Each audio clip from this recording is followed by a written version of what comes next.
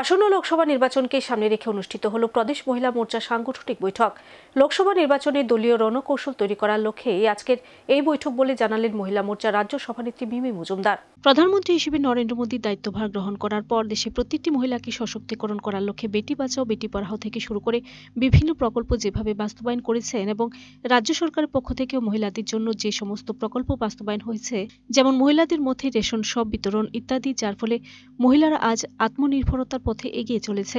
আগামী দিনেও যেন দেশের প্রধানমন্ত্রী আশীর্বাদ মহিলাদের উপর বিরাজ থাকে, সেদিকে লক্ষ্য রেখে আসন্ন বিধানসভা নির্বাচনকে সামনে রেখে প্রদেশ বিজেপি কার্যালয়ে সোমবার অনুষ্ঠিত হল ভারতীয় জনতা মহিলা মোর্চা ত্রিপুরা প্রদেশের সাংগঠনিক বৈঠক।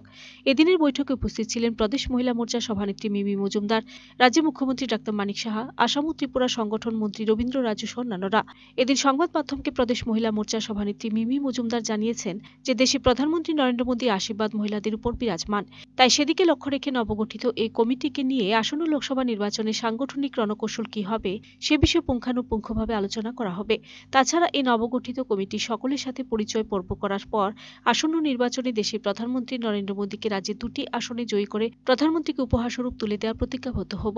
এদিনের বৈঠকে মহিলাদের উপস্থিতি ছিল লক্ষণীয়।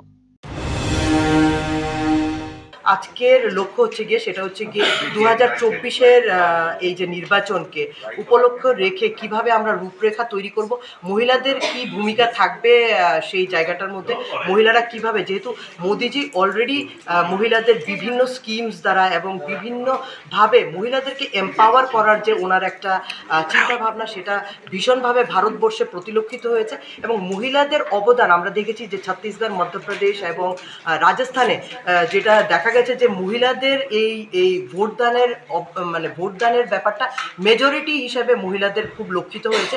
তো সেই জায়গাতে আমরা ত্রিপুরা রাজ্যে কিভাবে এই 2024-এর ইলেকশনের সময়, এমনি আমরা দেখেছি বিধানসভা ইলেকশনের সময় মহিলাদের একটা বিশাল ভূমিকা ছিল ভোটদান পর্বে, সেই জায়গাতে আরও মার্জিনটা বাড়িয়ে যেন মিনিমাম 10% যেন আমরা হাইক দিতে পারি, সেই জায়গাতে আমাদের লক্ষ্য থাকবে। Bureau report, search India.